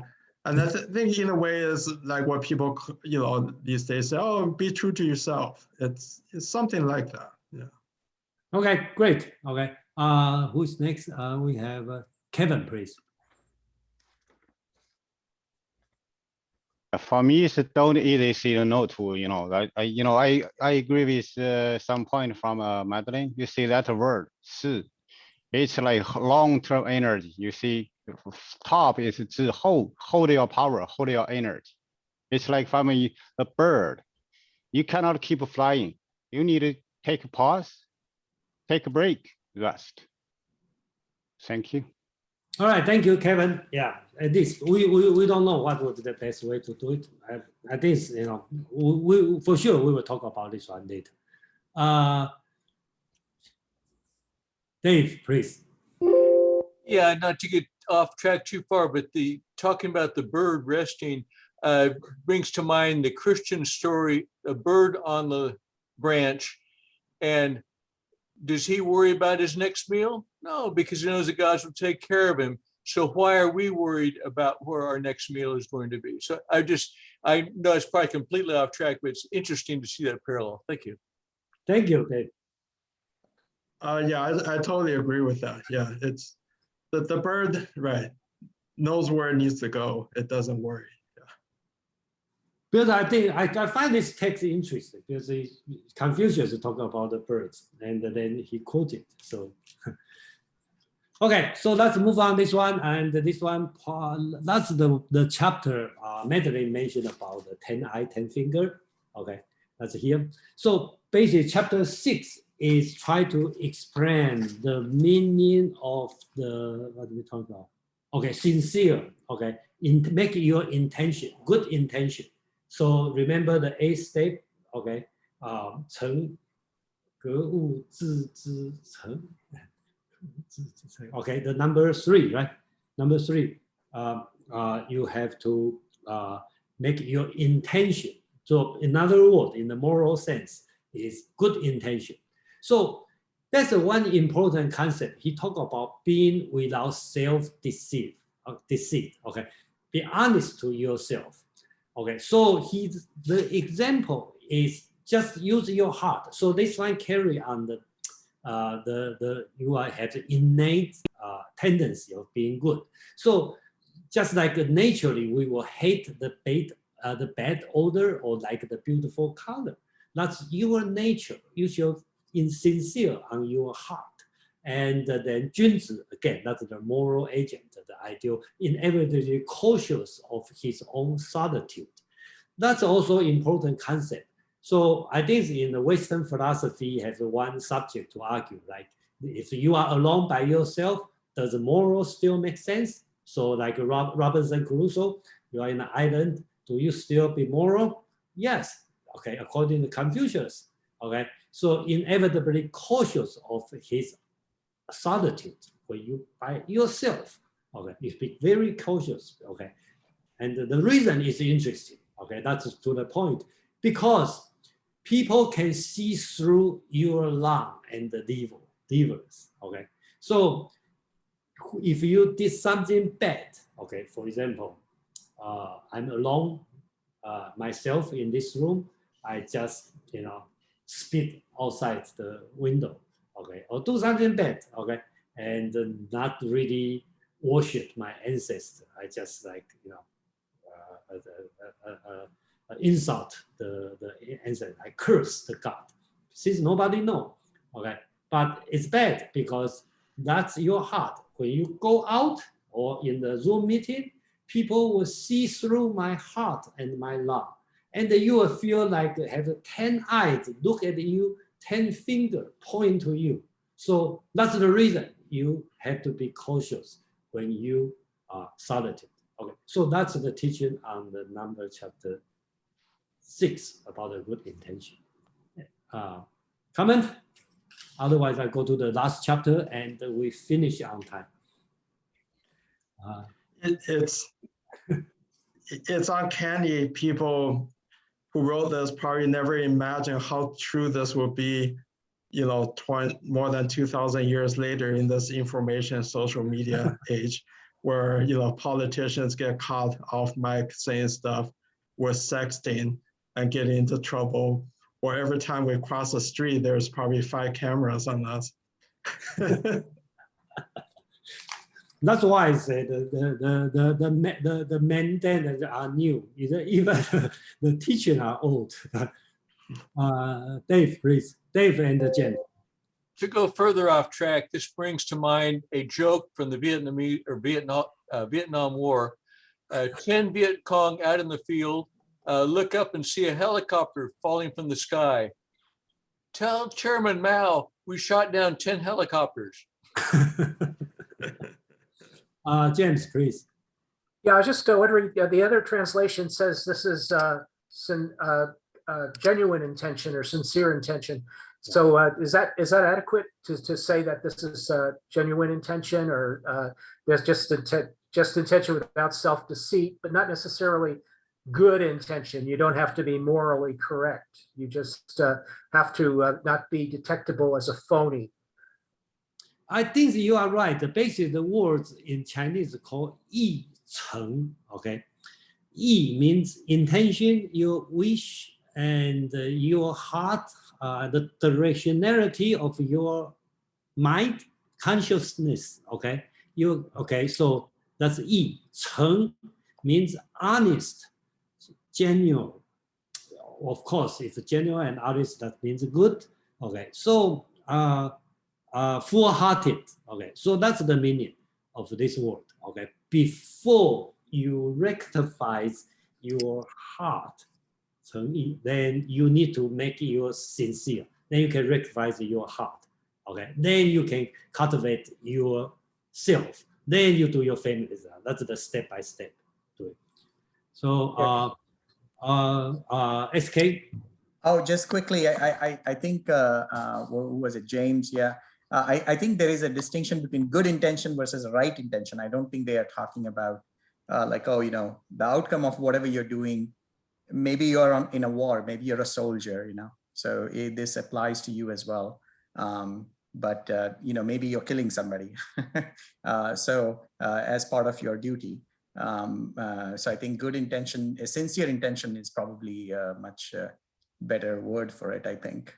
Yeah, thank you, SK. That's you can see a big difference. I think probably SK, you see the big difference here from Hinduism and Indian teaching and the Chinese teaching.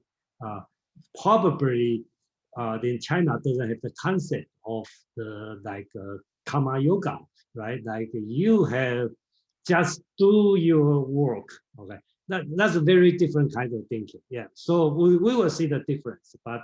Yeah, that's I know where you coming from. So no, but I think here also they are using this. If you look at this, right, this is pre-Buddhism, or was it like in a counter for Buddhism, right? This is pre-Taoism, right? Before all that stuff started. So here they are trying to build a society. They're working with the kings and they're working with the community, trying to come up with proper things on how to go about virtue. They want people, they want soldiers to fight. They want people to do whatever their duties are. And I think the good can be misleading, because in English, good can mean, the right thing to do or whatever. But it's really just sincere, just like, hey, here's a I think sincere probably is better reflect the word and good. Yeah. I probably put this one in the Western mind when I put this one. Actually, it should be sincere, truly honest intention. That would be better way to do it. Pin, please. Just to follow on this discussion, there's a passage in this original text about how a person is like jade, that we start as a rock in the rough, and then you chip away, you keep chipping away, and then keep burnishing and polishing until finally it becomes a beautiful piece of jade. So this that's one of the favorite I would say passages in a lot of people know that passage. Is the jade in this text or no? Yeah, 如切如磋如琢如磨. Oh, yeah, that's in which chapter? Do you know? This is in the 4th verse, I think. It's right after this 10 eyes look at you and okay. fingers. Okay. Right yeah, after don't this. include Yeah. that. I'm not including this one. That's fine. We have no way to go all the detail, even though we have the 1,000 characters. Okay.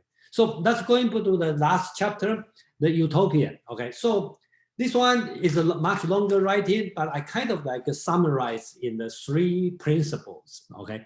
For the there's a device to the ruler, prince, and or prince or ministers. Okay. So number 1 principle is being people's parent, being the exemplar. Okay, so that's the first thing. Believe you have to be good as an emperor, as a minister. Okay. Number 2, keep the good people. Okay, and employ the good people. Okay, you have to use the good people and expel the bad people. Okay, so that's number 2 principle. Number 3, focus on what is right, not on what is profitable, the so-called E, okay, the righteous thing, not D, which is profitable, useful. So basics is anti-utilitarianism. Okay, he talking about doing the right thing. Okay. So good. Okay, I finished the time and that rest in, and I just try to compare with Dao De Jing, whatever. We have a chance to talk about this one. So basics, we have done this one, and I will have a few general comments, and then I try not to run too long for this one. Let's have Joe and SK. Yeah, I just have a quick question. I mean, just if you could expand very briefly on what it means to be an exemplar. Oh, okay, that's pretty simple. If you want to teach your kids honest, then you have to be honest, right? And then like the Confucius in the analytic talk many times, right? If you are on a higher position, if you are not straight, the bottom people on the bottom cannot be straight. So if your family has a lot of problem, then there's no way. Okay, your people will do it. So people will follow the leader. Remember, the basic concept is different. The leader is the parent to the people. Okay, he is the parent. If you read John Locke's second treatise for civil government, I think in one of the chapters he make very clear. John Locke, parent.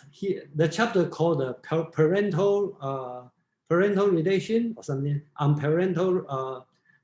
He talking about the parent relationship, parent-child relationship is not the same as emperor relationship to the people, because the kids were mature, okay, and the people to the state is always mature. So that's why he did to the civil government, which has a social contract, all this kind of thing. But Chinese is very different. Chinese, the argument just opposite to what John Locke is talking about. He talk about, look at father and the son. That's the same relationship as the emperor and the people. Okay, so I think that's a totally different concept on this one. That's why we have the concept of Chinese have the concept of being people's parent. Okay, so parent have to do good thing to the parent. They have to educate the people, take care of the parent, take care of the kids, take care of the people. I think that's the different concept. I hope I answered the question. You did. I mean, it's good. I just see this as mapping into the idea of virtue as well. So we will see the very fundamental difference in the east side and the western side. Even we all the same, look the same. Most people speak English, but the fundamental is very different. Okay, and so that's one of the purpose of doing this meetup, to show people what's the difference, and then you can decide which one you like. We have Karen. It's me? Um, Oh, no. Karen. yeah. One thing I liked on this, in this section is that part of being a good ruler is, in some sense, taking down the boundaries of the self, and so that the ruler appreciates the wisdom and virtue and strength in those around him or her. So they see the good in others as their own good. So you have to learn to not see the strength of others as a threat or react with envy. So I thought that was kind of about, in this ever expanding circle we talked about, focusing on the things and going out to the nation. That also happens in the self, that you kind of expand your own boundaries out to see the wisdom of others as your own wisdom. Thank you, Karen. Who's next? Kevin, please. Okay, I just add a comment to, just how you said. It's in traditional Chinese, we treat officer, we expect it's a high virtue with them. We call the parental officer. It's like you treat your ordinary people like you treat your kids. So that's, you love them. That's first. Second one is about family and country. To manage the family or country, the same concept or virtue. So that's why you see those logic chain from personal to the family to the countries. Thank you. Yeah, thank you, Kevin. SK, please. Hey, yeah, so I think this again, that last line there, being a parent and exemplar, goes back to, again, I like that thing that you used earlier, which is renovate people with compassion. So what a mother can do when a child makes a mistake on the playground is totally different from a stranger when they look at the child's mistake. So I think to really look at how you are coaching somebody or talking to somebody in that light will automatically make you exemplar, once you bring that mindset. Also, I saw that in that same slide, you had this, good people and bad people. I wonder if it means somebody who is dutiful versus who is not honest with the duty. I wonder if that's what that means. But okay, just some personal opinion. I think in general, Chinese philosophy doesn't spend a lot of time talking about unlike in the Western, Western have the so-called critique, or the concept of critique or critical philosophy, kind of try to figure out what's good, what's bad. Chinese doesn't doing this, kind of assume, okay, good is good, good is good, bad is bad. It's so obvious, you know it. Okay, so that's the first thing. Second thing, Chinese doesn't have, not like, if you look at the Western play, it's a lot of people hide it, like pretend, right? I pretend I'm Joe, and the Pin pretend he is somebody, and to do. Chinese doesn't have this kind of story much. Okay, that's why talk about if you do something bad, they kind of assume, people know who you are. Okay, like Confucius famous 人焉受灾的, how can you hide? How can you hide? Okay, that's the basic assumption. Two assumptions, the two things are very different from the Western. So that's I like to talk. Yeah, Pin, please. Yeah, one interesting thing about Confucianism or Confucius is he kind of invented two nouns to epitomize models of people. One is the Junzi, the noble person. That's like the ultimate of the virtuous person. And then on the opposite end is the small person. That's like the opposite of the virtuous person. And it's very interesting, choice of words that Confucius did. I don't see this small person appear in any text other than Confucianist text. And so this is very intentional. And the small person basically comes from the idea that it's a person that only can think of one's own self-interest. This person's interest and concern doesn't extend beyond the self.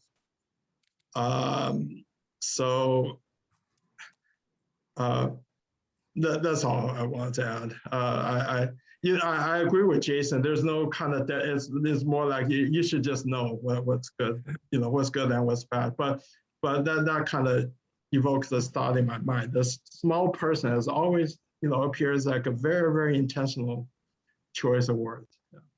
Yeah, I think that good or bad thing is like the kind of my personal pain, because when I was young, I kind of like ask, I try to challenge, how about this situation? How about abusive parents? Should I respect them? Okay, so this kind of question is not allowed to ask, because being seen as like not sincere. Okay, so that's personal. Let's have 2 more comments from James and Mark, please. James. Yeah, I was going to, for Pin, I think Hermann Hesse, around World War II, a book called Steppenwolf, he talks about the small person and how the small person infects German society. He's concerned about things like jingoism, but also about the small person, which I think he probably picked up from Confucianism. In the last Speed game, he talks about learning. The hero learns from a Chinese philosopher. So I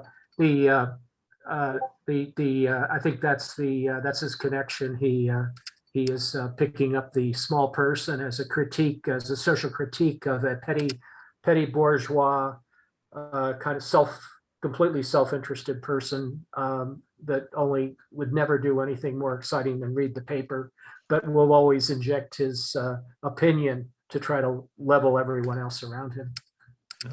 Thank you, James. Thank you. Thank you for that. Mark, you have the final words.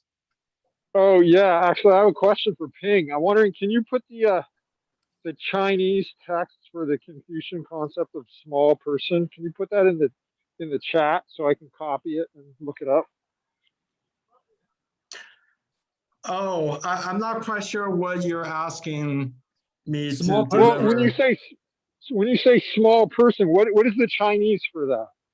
The actual term. Oh, 小人. It's that. Yeah, you simple. got. Okay. Kevin just typed it. Thank you, Kevin. Yeah. Yeah. Okay, I see. Yeah, I know those characters. Okay. Yeah, I think I that's didn't know if very, it was more complicated. yeah, that's and, a very simple, that's a very simple words. Yeah. So yeah, right. Even today in Chinese, that's just about the worst thing you can call someone. When you say, "Oh, someone is a small person," that is like, you've exhausted other insults. Interesting. Okay, but you're saying that term began with Confucius, correct? That you don't find that in other ancient texts? Is that right? That's correct. That's right. Okay. Well, I think the Junzi exists before Confucius, but Junzi at that time means a low-ranking aristocrats. Okay, and then Confucius just used this position, okay, as a moral agent. So after Confucius, especially after Neo-Confucian movement, 君子, okay, and the 小人, okay, become the opposite. So in the Ming Dynasty, they have like a party feud, okay, they argue each other. So if you look at their writing, it's pretty nonsense in the Western point of view, because they don't point to the fact they are doing. The only thing they point is to prove the other side is 小人, small people, and I'm 君子. So just like in our two-party system, the arguments only based on all the evidence. You are small people, and I am the 君子, and the other side also do the same thing. So political become moralized. So that's the I'm thinking, yeah. Okay, thank you. That was very helpful. I appreciate it. Okay, so we will have more time to talk about all this subject, and I will end in a few minutes. And next week, I put in the chat, join the Moses, and I'm going to go through to this book. And it has online version, and you buy it, you can buy it, but that's fine. You can read it online. And that means I will strictly do this way because during the time, Pin will have his section, and SK may want to talk about some of the Indian philosophy, and we have other people want to join. And again, I just want to say thank you, everybody, and everyone have idea, not necessary to be expert. If something you are interested, suggest me, or you want to have a presentation, or you want to host, just let me know, and then I will do it. And I know sometimes you will send the text in the chat to me, but I would suggest, can you just send in the meetup chat? That would be easier for me. So because I don't go through all the chat. So if you have something you want to tell me, send through the meetup chat. Because I'm sorry, I know they have that text mentioned as me something, and I didn't read it. Okay, and I lost it. So sorry about this. Then please send it to the meetup. So I shall end today. Thank you, everybody, and see you next week, the same time. Thank you. Okay, bye. Thank you, everyone. Thank you.